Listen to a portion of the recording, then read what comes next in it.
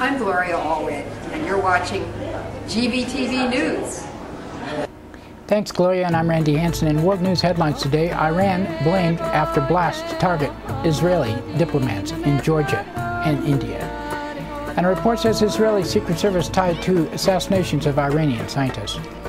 And out of Syria, Homs faces food crisis as attacks continue. And out of Bahrain, forces fire tear gas on pro-democracy activists, and anonymous hackers crash site of tear gas maker in Bahrain government. An Obama budget boost taxes on the rich, and Republican Senator Jeff Sessions of Alabama criticizes Obama's budget plan, and Santorum overtakes Romney in national polls. And out of Washington, New Jersey move on same-sex marriage. And Keystone XL pipeline revived in Senate transportation bill, and House transportation bill called worst in decades by LaHood. And Fair Labor Association probes Apple factories in China. Tibet activists rally on as Obama meets with the Chinese vice president. And New York hospital flout rules meant to aid uninsured patients. An NYPD informant spied on Al Sharpton Group. An OWS activist sued NYPD for pepper spraying incident. And 3 Occupy activists arrested for disrupting Santorum rally in Tacoma. 16 Greenpeace activists arrested in Asheville coal protests. GVTV News would like to say the views expressed on our broadcast do not necessarily reflect the views of NCTV or Digital Media Center. But before these stories, GVTV News would like to thank one of our underwriters who supports your only visual video news media in Nevada County. That's right, it's us, GVTV News.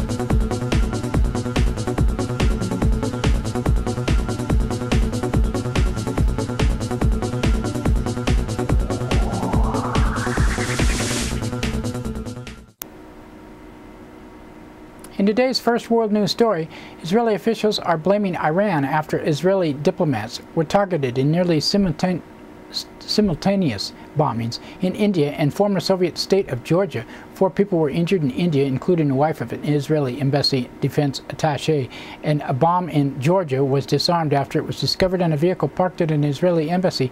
Iran denied responsibility for Monday's bombing, saying Israeli accusations were part of a psychological war against it. Meanwhile, authorities in Thailand say the Iranian man carrying explosives blew off his own legs and wounded 4 other people in 2 blasts earlier in Bangkok.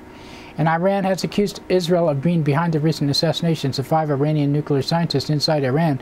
Last week, NBC reports that Israeli Secret Service has provided money, training, and weapons to an Iranian dissident group that is thought to be responsible for the killings of the scientists.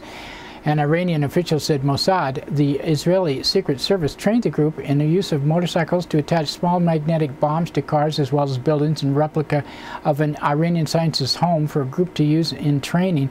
Iranian group called the People's Mujahideen of Iran may have also been involved in the November explosion near Tehran that destroyed a military facility and killed more than a dozen researchers.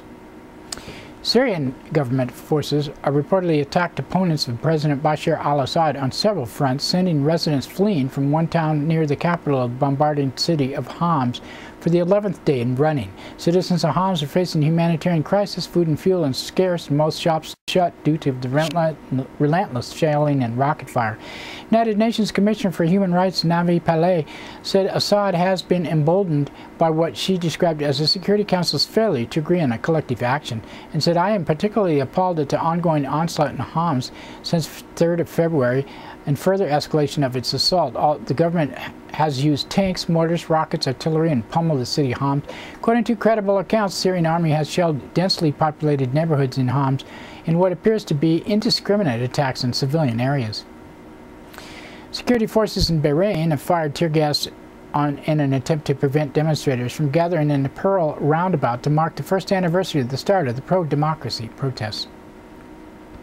The hacking group Anonymous claimed they have shut down the website of the Bahraini government as well as the U.S.-based tear gas manufacturer Combined Systems that sold tear gas to the Bahrainis and the Egyptian governments. Bahrain is a close ally and home of the Navy's 5th Fleet. President Obama called on Monday for aggressive spending to boost growth for the higher taxes on the rich while outlining his $3.8 trillion budget. Obama said he wants wealthier Americans to bear more of the burden of slashing the federal deficit.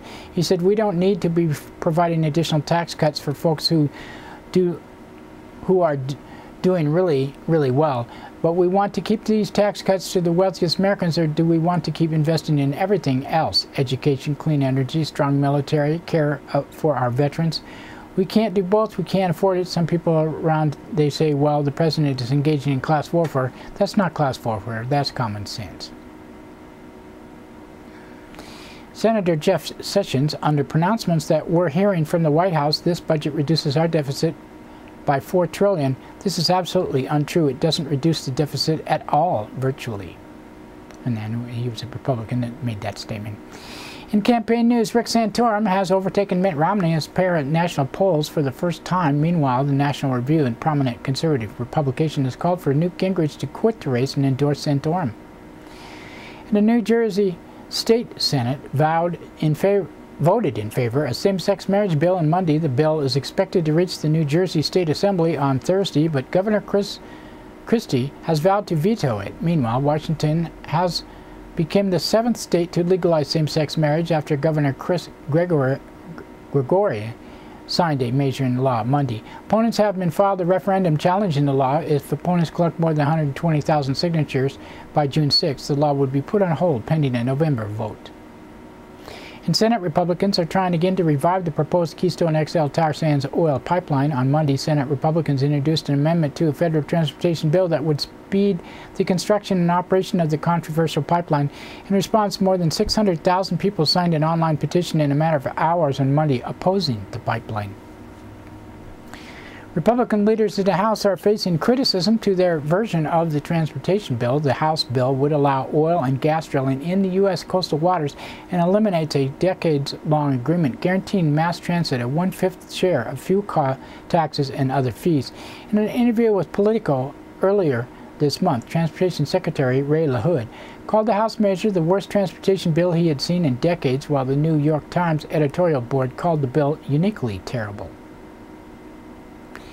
iPhone and computer manufacturer Apple has announced officials from the Fair Labor Association have begun monitoring its suppliers' factories in China following a string of reports about labor abuses. The labor rights inspectors began their investigation Monday in Chinese city of Shenzhen, home of the massive Foxconn factory. The Fair Labor Association has been criticized by some labor activists for its close ties to corporate America. The association is funded by 34 companies, including Nike and Liz Claiborne. Chinese Vice President Xi Jinping is scheduled to meet with President Obama on Wednesday, or in Washington. His visit comes at a time when Obama's administration is stepping up military ties to several Chinese neighbors, including the Philippines and Vietnam. On Monday, members of the Students for the Free Tibet rallied in Washington. One of them said, "I want to send a message to President Obama that he should put the strongest pressure he can on Xi Jinping and seize this opportunity to urge the Chinese leadership to stop the atrocities in Tibet right now." Meanwhile, another Tibetan Buddhist monk in China has set himself on fire in protest of China's rule over Tibet. At least 20 Tibetans have set themselves on fire in the past year.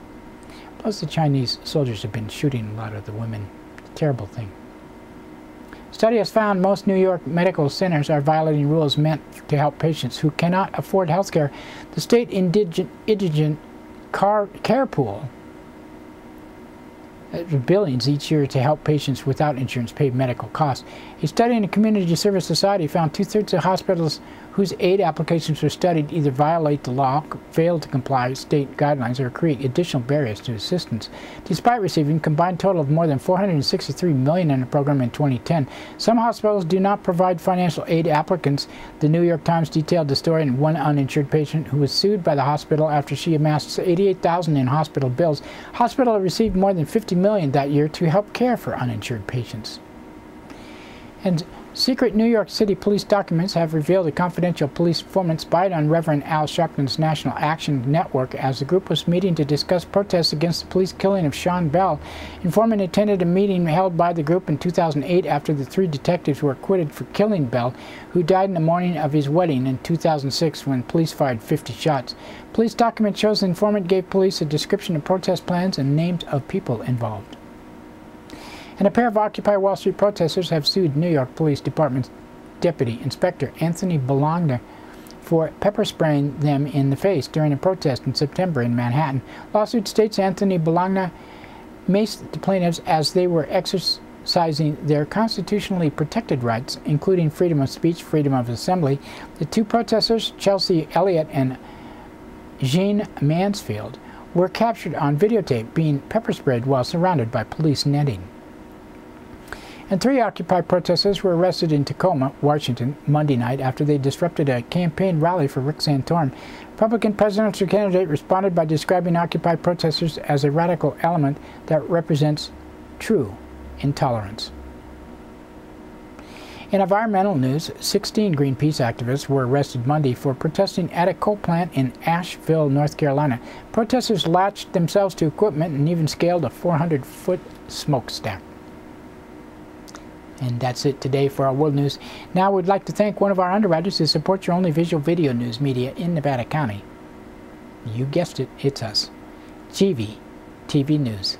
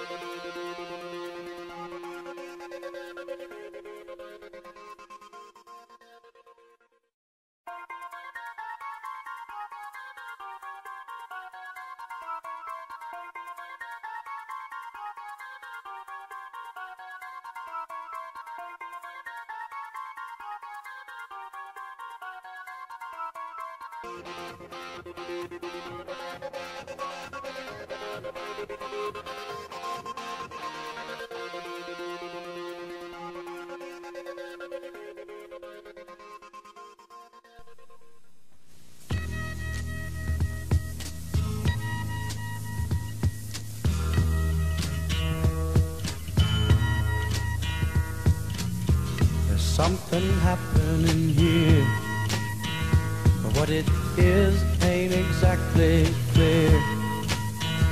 There's a man with a gun over there, telling me I got to beware.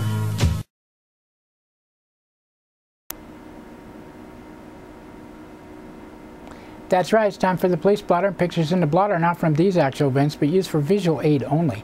Grass Valley Police Department on Tuesday, 7:50 a.m. A caller from 600 block of South Auburn Street reported illegal dumping of a futon and frame over a fence. At 7:59 a.m., a caller from 800 block of Sutton Way reported a man was giving himself a bath with body wipes he took from a store and filling a cup with soda. He could not be located. 8:39 a.m., a caller from 300 block of Jaworski Drive reported finding a bag of marijuana. At 9:35 a.m., a woman from 300 block of North Church Street reported the theft of a flat-screen TV. At 3:08 p.m., a caller from 100 block of Mill Street reported fraud. 5:37 p.m., a caller from 100 block of Race Street reported hearing 2 rifle shots. 7:45 p.m. caller from Mill Street and McCourtney Road reported a man possibly pointing a gun who could not be located. At 7:58 p.m. a woman from 1000 block of Sutton Way reported a man with no pants or underpants flashed her. He could not be located. At 8:07 p.m. a caller from 200 block of West Main Street reported a man was throwing things. He was arrested on suspicion of violating probation. At 9:17 p.m. a caller from 100 block of Neal Street reported theft of a cell phone. At 9:22 p.m. a caller from 100 block of Dorsey Drive reported a man dealing drugs. And Monday, 6:24 a.m. caller from 100 block of Crown Point Circle reported the theft of keys. In Nevada County Sheriff's Office on Sunday. 9:27 a.m. a man from 11,000 block of Rogue House Place reported someone threw eggs at his vehicle last night. At 9:55 a.m. a man from Red Dog Road reported a boy was causing a disturbance over his cigarettes being taken away. The situation was mediated. 10:18 a.m. a caller from 19,000 block of Oak Tree Road reported the theft of a birth certificate. And 10:31 a.m. a caller from 12,000 block of Wax Wing Court reported a residential burglary. At 12:05 p.m. a woman from Penn Valley and Spenceville Road reported a possible break-in at a storage unit. At 12:12 p.m. a woman from Meadowview Drive reported two dogs were chasing her children. And 12:36 p.m. a woman from 15,000 block of Little Valley Road reported her ex-boyfriend was struck in the head. No assault was found and the situation was mediated. And 1 p.m. a caller from Buckeye Road reported people shooting in the wrong direction. And 2:55 p.m. a man from 10,000 block of Kearney Court reported his renter hit him after being confronted over non-payment. And 3:34 p.m. a man from 20,000 block of Pleasant Valley Road reported his neighbor was assaulted. Robbery report was taken.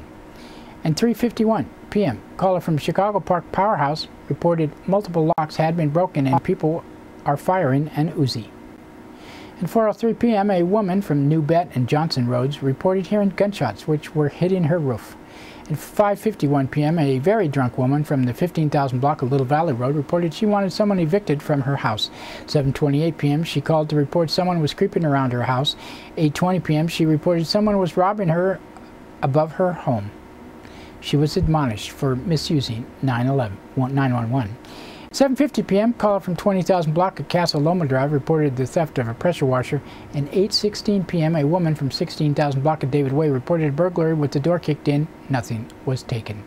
11:52 p.m. caller from 11,000 block of Rough and Ready Highway reported hearing a woman screaming. No one was located. And Monday, 1:03 a.m. a man from 12,000 block of Red Dog Road reported a woman punched him in the nose. He did not need medical attention. They were both arrested on suspicion of spousal abuse. At 1:44 a.m. a man from 16,000 block of Piscali Road reported a fight with a person breaking items. In Nevada City Police Department on Sunday, 3:37 p.m. caller from 300 block of Broad Street reported an assault. And 4:10 p.m. caller from Commercial and North Pine Street reported a possible fight in the street, which was mediated. And that's it for the Police Blotter today. Now we'd like to thank another one of our underwriters who support your only visual video news media in Nevada County. That's right, it's us, GVTV News.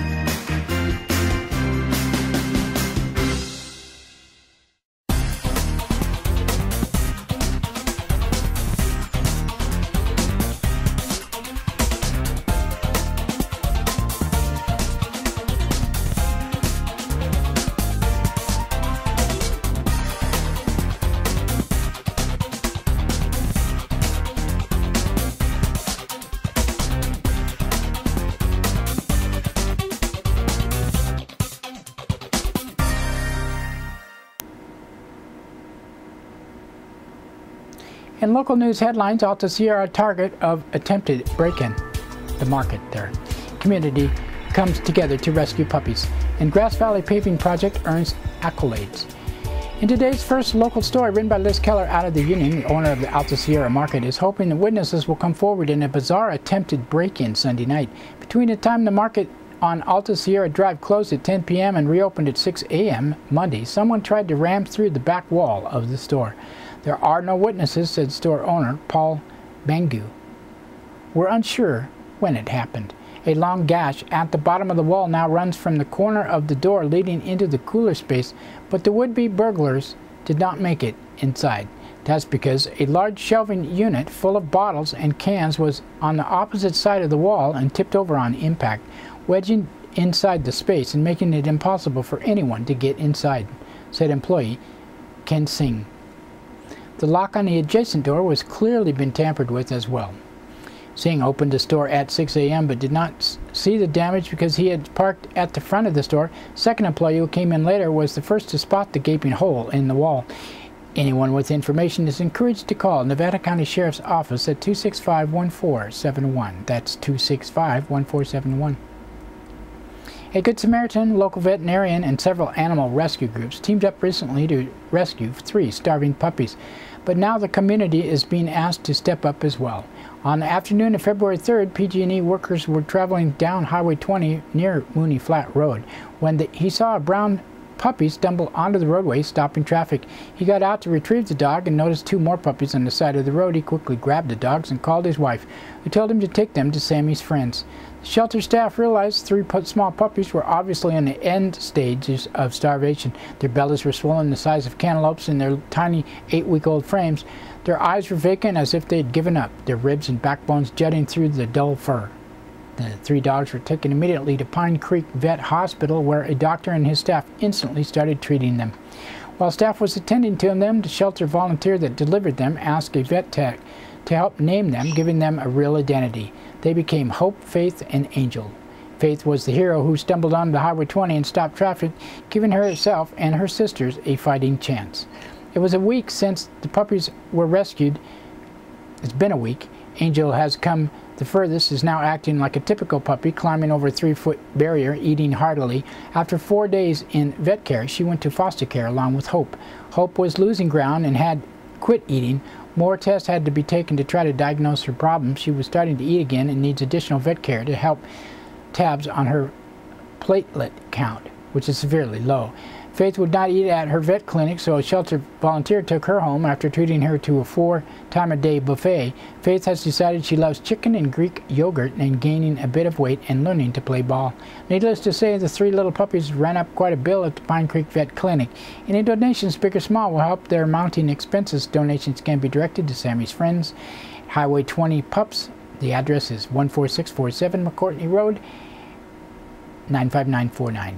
Dogs will join the Pound Puppies program for adoption. Pound Puppies rescues up to 300 to 400 pregnant moms and pups each year to keep them out of shelters where they can be risked for disease and euthanasia. Even a mild case of kennel cough can kill a pup. They often take Sammy's Friends puppies into their foster homes to help get safety and adoption age. In a story by Trina Kleist out of the Union, Grass Valley used about 3,043 tires to resurface 36,513 square yards of road, earning the city a Certificate of Achievement from International Surfacing Systems, according to a report. Street paving projects are among 8 public works projects completed in the second half of 2011, according to a report by the City Engineer Public Works Director, Tim Kaiser. 15 more projects are being built, sent out to bid or design, Kaiser reported. They included changes to the entry island at Morgan Ranch and Ridge Road, scheduled for the spring, replacement of a traffic signal at Brunswick Road and East Main Street, which was damaged, and construction of sidewalks, bicycle lanes, and curb ramp improvements on West Main Street near Lyman Gilmore and Scotton Schools, costing $574,000 in federal and state grant money. Future priorities for the city include sidewalk repairs, repaving of McKnight Way and Ray Street neighborhood, updating the city's traffic and sewer system models, replacing water lines, fire hydrants, and other services on Brighton Street and St. Patrick Drive, and replacing water lines and valves at other locations throughout the city. City projects completed since July 2011 include repaving streets costing $537,000, replacing sewer lines costing $191,000, an upper slide ravine project to install storm drains and improve water facilities costing $471,000, pothole repairs costing nearly $70,000, restripping pavement throughout the city costing $59,000, repaving Packard Drive and Taylorville Road areas costing $362,000, and sewage treatment plant digester $59,000. Quarterly update of Public Works projects will be given during the Grass Valley City Council meeting that starts 7 p.m. Well, it's already happened last night. City Hall, 125 East Main Street, downtown. Traffic study process revised. Studies of how new building affects traffic are expensive and time-consuming. To streamline that process for builders in the Grass Valley, officials were considering new guidelines that advocates say would be easier to understand, which would result in more consistency from projects and a more logical approach to traffic impact analysis. If approved, the new process would replace existing requirements for traffic studies. They're among the changes being proposed to the city's improvement standards, which regulate the guide, the designs, and the construction of streets, bikeways, traffic signals, drainage facilities, sewage collection facilities, water supply facilities, and related public improvements. The current standards that were adopted in 2009 should be updated annually to keep up with the changing standards and practices, Kaiser added. Council members also plan to discuss automatic 3-year extensions for projects previously approved which have not started due to the poor economy. Fewer than 20 projects in the city would be affected, Planning Director Tom Lass said. And guess what? That's it today for our local news. And we would like to thank the Union and Amy Goodman, Reuters, Associated Press, and others for the sourcing of our news, and you for watching. You can watch this broadcast on Comcast Cable, NCTV Channel 11 in Nevada County, 8 a.m., 3 p.m., 7:30 p.m., Monday through Friday, Southern Link 16 in Truckee and Alta Sierra, and it's free. We also stream to the internet, NCTV Digital Media Center website, NevadaCountyTV.org and GVTV.org, and don't forget Grass Valley Television plays 24/7 on the net at GrassValleyTelevision.com. We post to Facebook, YouTube, Blip.tv, and many other sites, and have RSS feed and video podcasts at iTunes. Just search under Video Podcast for GVTV News. Content is controlled by the producer of this newscast, me, and Grass Valley Television, and is not necessarily the opinion of NCTV Digital Media Center. Grass Valley Television also videotapes local events around Nevada County, and if you have a need for video, you can contact us for more info, grassvalleytelevision@gmail.com or 362-8889. Please call. This show is produced by Grass Valley Television and Will County Television Network, and we'll talk to you tomorrow. Should be Thursday.